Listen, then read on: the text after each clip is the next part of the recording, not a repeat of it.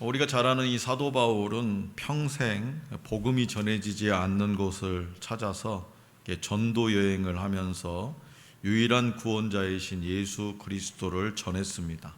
그래서 그가 전한 복음을 듣고 예수님을 믿게 된 사람들이 많았지만 복음 전하는 일을 방해하면서 바울을 죽이려는 무리도 있었어요. 바울이 수많은 고초와 압박 속에서도 은혜의 복음 증언하는 일을 멈추지 않았던 것은 그 일이 주님께 받은 사명이자 자신의 목숨이 조금도 아깝지 않을 만큼 소중한 일이었기 때문이었습니다.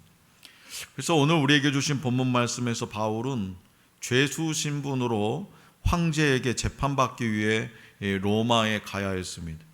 로마로 향하는 이 항해가 힘겨울 것을 알았던 사도 바울은 10절에서 이렇게 예견하면서 사람들에게 경고했습니다.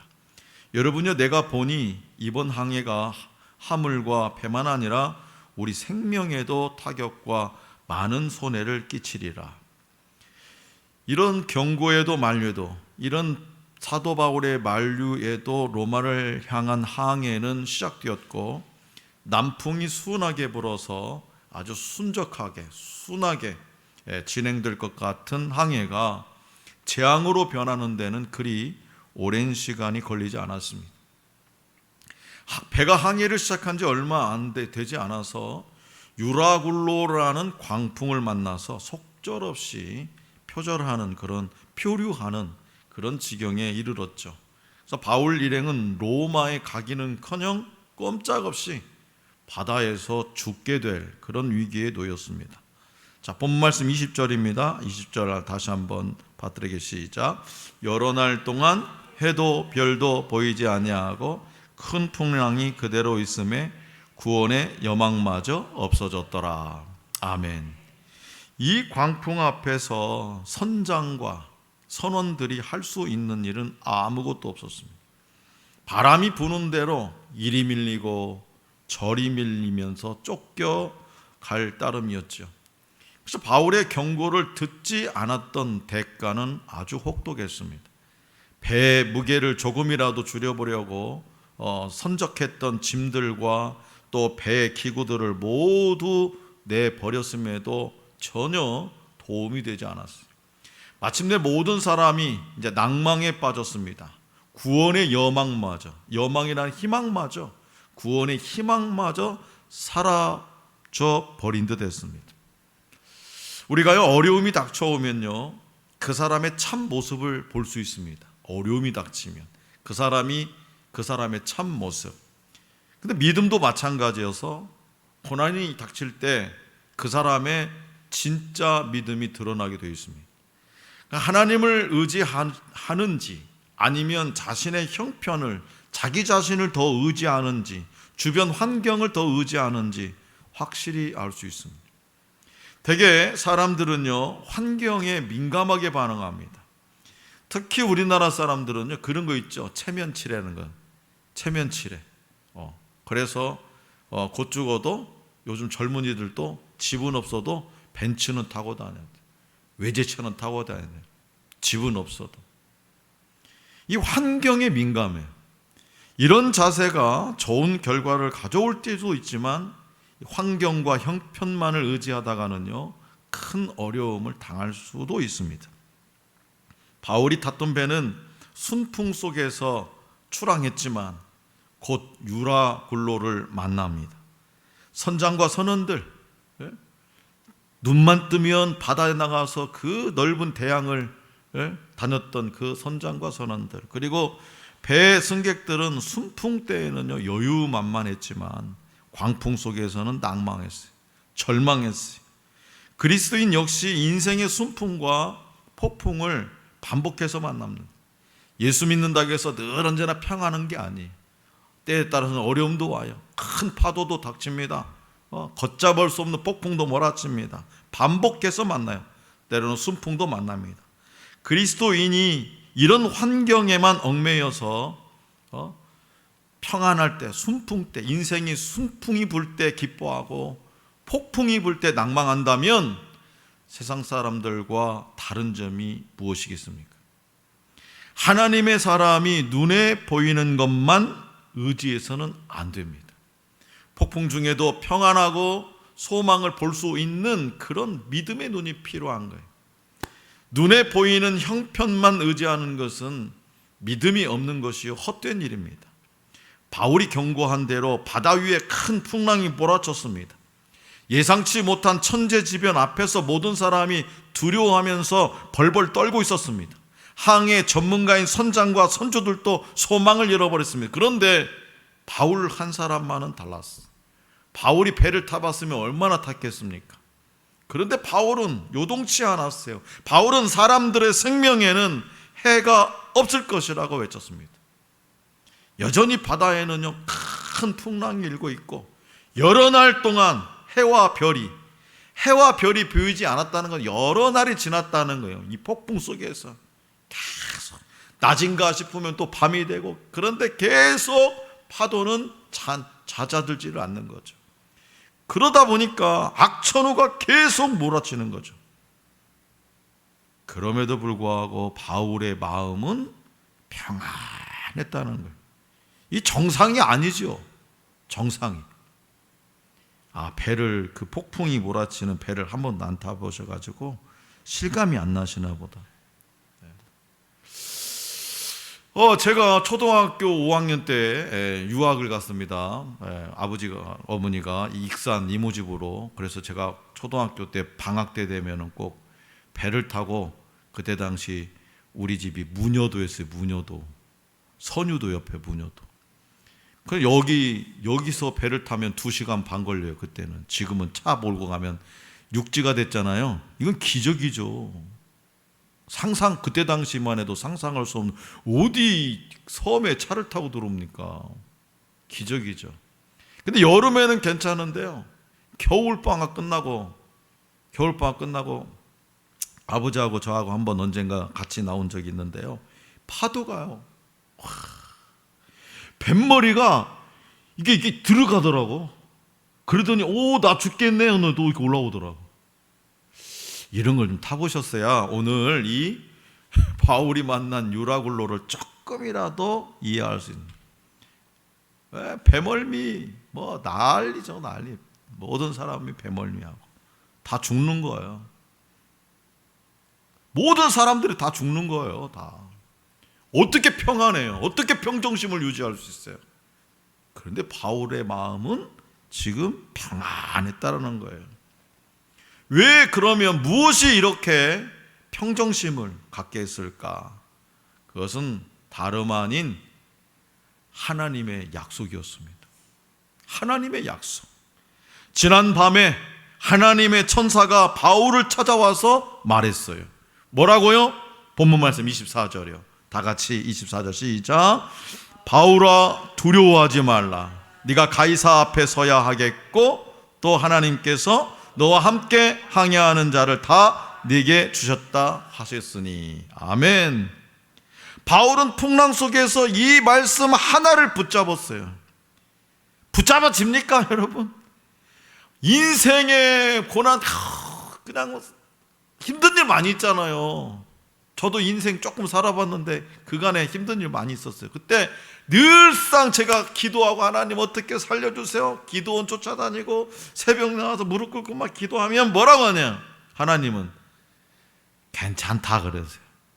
그거 괜찮다 그러면 나도 바울처럼 괜찮아, 마음이 평안해야 되는데 예배당만 기도하고 나오면 또 안 평안한 거예요. 또 막. 왜? 무엇 때문에 그래요? 하나님의 약속의 말씀을 붙잡지를 못했어요. 근데 바울은 이 풍랑 속에서 이 말씀 하나를 붙잡았다는 거예요. 바울에게 풍랑을 잠잠하게 할 수 있는 능력은 있습니까, 없습니까? 없죠. 바울이 어떻게 풍랑을 잠잠케 해요? 없습니다. 그러나 그의 마음속에 있는 두려움의 풍랑은 잠잠하게 할 수 있었다라는 거예요. 왜요? 그에게는 확실한 믿음의 근거가 있었기 때문이죠. 하나님의 약속은 반드시 이루어진다는 확실한 믿음, 하나님이 주신 사명은 반드시 이루어진다는 믿음. 그래서 나는 여기 죽지 않고 나는 가이사, 로마 황제 가이사 앞에 내가 서게 된다는 그 하나님의 약속의 말씀, 이 믿음의 근거는 뭐냐? 바로 말씀이었다라는 거예요. 다시 말해서 바울의 안심보험은 뭐냐? 치매보험이 아니라 안심보험이 뭐냐? 바로 하나님의 말씀이었습니다. 하나님의 말씀을 붙들었을 때 바울에게 평안이 임했어요.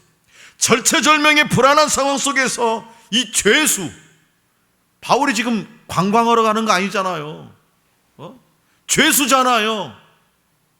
그 죄수인 바울이 배에 타고 있는 275명에게 우리가 안심, 지금 이 풍랑 속에서 안심해야 하는 이유를 설명하고 있다는 겁니다.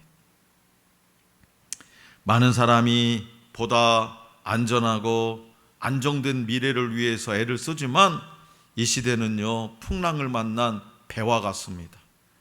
질병은요, 사람을 가리지 않아요. 사건 사고는요, 사람을 가리지 않아요. 아침에 출근하고 룰루랄라 막 가는데 갑자기 간판이 그냥 떨어져가지고 신나게 운전하고 출근하는데 갑자기 그냥 중앙선 침범해가지고 그냥 트럭이 달려들 거예요. 사건 사고는 사람을 가리지 않아요. 국가 지도의 영리한 정책이 상책이 아닙니다.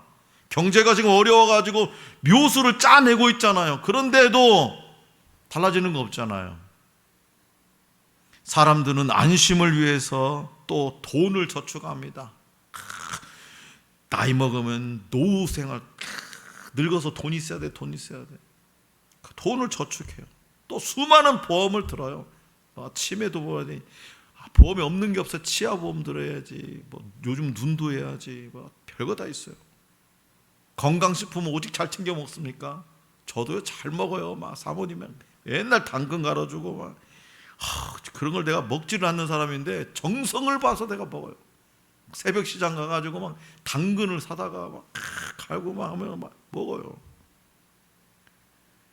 그러나 그것만이 상책이 아니라는 거예요. 자, 세상은 그렇다 쳐도 영적인 눈으로 보면 사탄 마귀는 우는 사자같이 허다한 영혼을 삼키려고 달려들고 있습니다.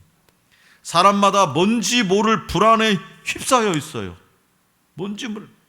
어제도 국민은행에 가가지고, 나는 은행을 잘 안 가잖아요, 제가. 그래서 예리 기숙사비 낸다고 해가지고 사모님 내려다는 징그레가 안 나올 것 같아가지고 갔어요. 앉아있는데 어떤 여자분이요, 혼자 중얼중얼 거예요. 이게 국민은행 이거 말이야, 이거 정책을 잘못해가지고 사람을 2명 더 써가지고 이렇게 안 기다리게 해야지 말이야. 사람들 다 없애가지고 말이야. 1시간씩이나 내가 바쁜 사람인데 계속 옆 사람하고 이야기하는 줄 알았더니 혼자 이야기하는 거예요. 그러는 분이 많아요. 의외로 이 정신분열. 왜 그래요? 불안한 거예요. 자기도 몰라요. 그러니까 그게 자꾸 병적으로 드러나는 거예요. 그렇다면 여러분들은 무엇으로 안심할 수 있습니까? 나는 노후대책도 잘 했고 보험도 생명보험도 그냥 2개씩이나 들어놨고 그런 것으로 여러분이 안심이 될까요? 안심할 수 없는 이 시대에는요, 세상의 것들이 아닌 하나님과 그분의 말씀으로 채우는 것이 안심의 근원입니다. 하나님과 그분의 말씀이 우리의 마음과 우리의 입술에 있으면 수많은 때문에, 누구 때문에, 무엇 때문에, 뭐 때문에, 이 때문에가 사라지고요, 잘난 척이 사라지고요, 안심이 되는 거예요. 평정심을 갖게 되는 거예요. 갓난아기에게 부모의 품 안이 가장 안전하고 안심이듯이 우리에게는요, 하나님과 그분의 말씀이 있는 곳이 가장 안전하고 안심이 되는 자입니다. 그래서 시편 기자는 23편 4절에서 이렇게 고백해요. 시작. 내가 사망의 음침한 골짜기로 다닐지라도 해를 두려워하지 않을 것은 주께서 나와 함께 하심이라. 주의 지팡이와 막대기가 나를 안위하시나이다. 아멘. 이 말씀을요, 현대인 번역 성경으로 다시 들려드리면 이렇습니다. 잘 비교해 보세요. 한번 띄워보세요. 잘 비교해 보세요. 내가 죽음의 음산할 계곡을 걸어가도 두려워하지 않을 것은 주께서 나와 함께 하심이라. 주의 지팡이와 막대기가 나를 지키시니 내가 안심하리라 해. 마지막에 안위하시리라가 안심하리라. 자, 일반적으로 물고기는요, 빛이 잘 들어오고 수압이 강하지 않은 수심 200m 내에서 이렇게 서식한다고 하면 수심 200m. 반면에 이 심해어라는 거예요. 심해어. 심해어는요 10km 깊은 바닷속에서 높은 수압을 견디면서 살아간대요. 어류학자들에 의하면 심해어는요 다른 물고기들과 달리 불에가 없는 경우가 많고, 불에 있잖아, 몸을 뜨게 하는 불에가 없고, 몸속 빈 곳에 공기 대신에 물을 채워 넣는데요. 이렇게 하면 몸 안에 있는 물과 몸 밖에 있는 물의 압력이 이렇게 균형을 이루어서 몸체가 찌그러지지 않는다는 거예요. 성도 여러분, 오늘날 우리의 삶은 갈수록 은혜의 빛이 보이지 않는 염려와 불안과 고난이라는 압력이 짓누르는 심해 깊은 바다와 같습니다. 그러나 생명의 근원 되시는 예수님이 계시고 생명의 말씀이신 그분이 있으면 우리는 안심이에요. 안심. 그래서 믿음을 가진 사람은 형편을 보지 않아요. 믿음을 가진 사람은 내 형편, 내가 가진 거, 뭐 남의 형편 이런 거 보지 않아요. 믿음은 허황된 신념이 아닙니다. 당장 보이는 것이 없고 변하는 기미가 보이지 않아도 하나님의 말씀에 대한 확신이 있다면 이런 믿음을 가진 사람은요 능히 세상을 이길 수 있어요. 자, 계약서의 마지막 도장을 찍듯 바울은 한 번 더 분명하게 선언했습니다. 자, 본문 말씀 25절입니다. 다 같이 받들겠습니다. 25절 시작. 그러므로 여러분이여 안심하라. 나는 내게 말씀하신 그대로 되리라고 하나님을 믿노라. 내게 하신 말씀이 그대로 되리라고 나는 하나님을 믿는다. 이 선언처럼 사도 바울의 안심보험은 뭐냐? 바로 하나님의 일, 사명이었다는 거예요. 다시 말해서 할 일이 남아있기 때문에, 바울 자신이 내가 할 일이 남아있기 때문에 이 풍랑에 죽지 않을 것을 확신했던 거예요. 그렇기 때문에 오늘 저와 여러분들의 삶의 그 어떤 순간에도 하나님으로부터 받은 사명이 있으면 우리는 안심입니다. 사명이 오늘 우리의 안심보험인 거예요. 이 세상의 그 어떤 것과도 바꿀 수 없고, 가장 복되고 안심되는 삶은 주님을 위해 할 일을 가진 사명자의 삶뿐입니다. 주를 위해 살고 주를 위해 죽는 자예요. 주님을 위해 할 일이 있는 사람, 사명자는 결코 죽지 않습니다. 망하지 않습니다. 우리 주님이 친히 붙들어 주시기 때문이죠. 그래서 맡겨진 사명에 최선을 다할 때에 우리의 영혼은 안전합니다. 바울만 안전한 것이 아니었죠. 바울만 쏙 275명은 그냥 바다에 수장된 게 아니라 바울이 믿는 하나님 덕분에, 그리고 사명에 붙들린 바울 덕분에 배에 탄 사람은요 절망 중에 희망을 붙잡고 구원의 하나님을 만날 수 있어요. 오늘 우리도요 하나님 덕분에 은혜를 누리고 받은 은혜를 나누면서 살아가야 됩니다. 내 덕분에, 예수 믿지 않는 그 누군가가 내가 예수 믿는 것 때문에 내 덕분에 예수 믿고 천국 갈 수 있다면 그것처럼 하나님이 기뻐하실 일이 어디 있겠어요. 하나님의 사명자 저와 여러분들 때문에 세상 사람들까지 덕을 보게 된다면 그 또한 하나님의 놀라운 축복입니다. 몽골 이용규 선교사의 이야기입니다. 몽골은 한국보다 사회적으로 불안 요소가 많고 사회 보장 제도도 잘 갖추어져 있지 않다. 그래서 우리 가족은 건강이나 생명, 가족의 안전을 하나님께 의뢰하며 그분의 계획을 신뢰해야 함을 더 깊이 묵상했다. 몽골로 들어오려고 했을 때 아내는 아이들이 의료 혜택을 받지 못할 걸 두려워했다. 몇 년 전만 해도 몽골 종합병원에는 인큐베이터조차 갖추어져 있지 않았다. 미국의 의료보험 제도의 혜택을 누리면서 키우다가 막상 의료 체계가 갖춰지지 않은 환경으로 아이들을 데리고 간다는 게 그녀를 불안하게 했다. 아내는 기도하다가 자신이 주님보다 미국의 의료 제도를 더 의지하고 있음을 깨달았다. 하나님을 더 신뢰하며 자신이 붙잡고 있던 걸 내려놓아야 자유할 수 있었다. 팔복에 김우현 감독을 비롯한 몇몇 사람들이 우리 집을 방문했을 때 아내에게 물었다. 사모님, 여기 아파트 입구가 많이 어둡고 위험해 보이는데 혹시 나쁜 사람에게 봉변을 당할까 봐 두렵지 않나요? 아내의 대답은 간단했다. 하나님의 허락 없이는 그런 일이 일어나지 않지요. 또 하나님이 허락하신다면 다 이유가 있게 마련이지요. 우리 부부는 적어도 하나님께 사명을 받은 사람은 그 사명이 닿을 때까지 하나님께서 데려가시지 않는다는 사실을 믿는다. 설령 우리를 데려가신다고 해도 그때가 하나님의 가장 완벽한 타이밍임을 신뢰한다. 하나님과 함께하는 삶이 가장 안전한 삶임을 다시 한번 고백했다. 사랑하는 성도 여러분, 저와 여러분들의 안심보험은 뭐냐? 하나님이 맡겨주신 사명이에요.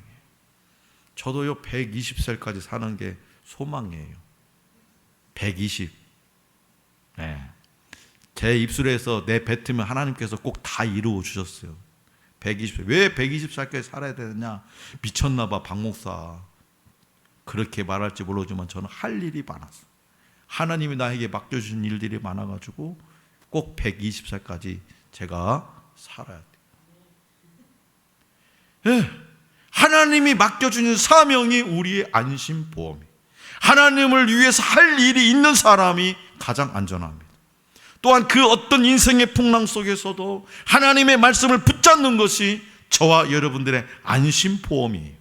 하나님의 사람들은 형편보다 하나님의 말씀을 더 믿습니다. 하나님의 말씀은 언제나 환경과 형편을 이깁니다. 그래서 믿음은 두려움을 이기는 힘이에요. 믿음은 하나님이 말씀하신 것을 그대로 받아들이는 것이에요. 믿음이라는 것은 하나님이 말씀하신 것을 그대로 드리는 거예요.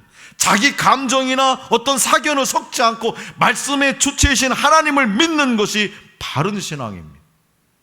하나님은 우리 인생에 폭풍이 일기 전에도, 폭풍이 계속되는 중에도 말씀하시죠. 우리는 하나님의 음성을 놓치지 말아야 돼요. 폭풍이 위험한 것이 아니라 하나님의 말씀을 듣지 않는 귀가 위험한 거예요. 그래서 청소년들 7월달 중보기도 요청이 솔로몬처럼 다니엘처럼 듣는 귀를 주서 듣는 귀를. 하나님의 말씀을 듣지 않는 귀가 위험한 거예요. 우리는 어떻게든지 풍랑 속에서 살 수 있고 풍랑을 빠져나올 수도 있어요. 그러나 그 풍랑 속에서도 하나님의 말씀을 들어야 돼요. 그러므로 거센 풍랑과 같은 이 세상에서 하나님의 말씀을 굳게 붙들고 맡겨진 사명을 잘 감당해서 저와 여러분들의 몸과 영혼이 안전할 수 있기를 원합니다. 생명의 말씀과 함께 살면서 진정한 삶의 안심을 전하는 저와 여러분들이 될 수 있기를 간절히 기원합니다.